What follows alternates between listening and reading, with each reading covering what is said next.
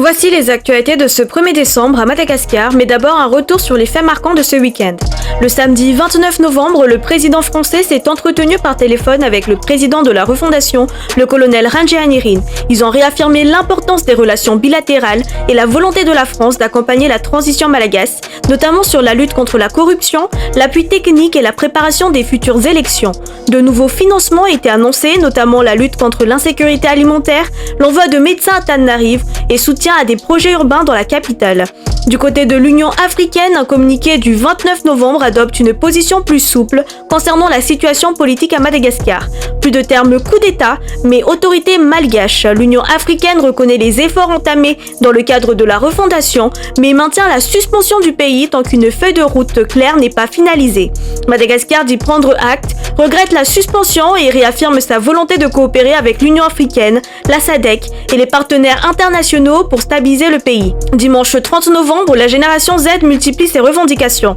Une critique ferme de la CENI jugée corrompue et incapable de garantir des élections propres. Les jeunes demandent sa dissolution pour refonder entièrement le processus électoral. Une lettre ouverte au président de la refondation appelle également à défendre la souveraineté nationale face aux interactions avec la France.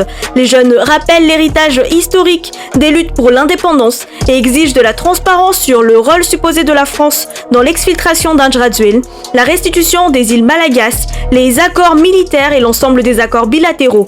Ils affirment vouloir une coopération mais sans aucune ingérence. Aujourd'hui, le ministre du Numérique annonce que les prix d'Internet devraient baisser cette semaine. La réduction dépendra toutefois des opérateurs, mais l'État se dit ouvert à supprimer le droit d'accise à condition que cela n'affecte pas le budget national et que les économies permettent d'améliorer la qualité de service.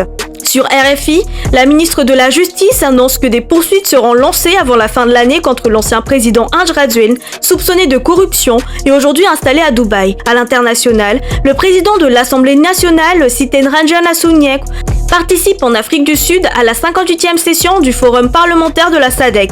Il a rappelé l'importance de renforcer la démocratie et l'intégration régionale. À Maurice, le milliardaire malagasy Mame Ravalomanana sera transféré à la prison de Melrose dès sa sortie de l'hôpital Victoria, selon la décision du tribunal de Port-Louis. Son avocat a indiqué qu'aucun appel ne sera déposé afin de laisser l'enquête suivre son cours.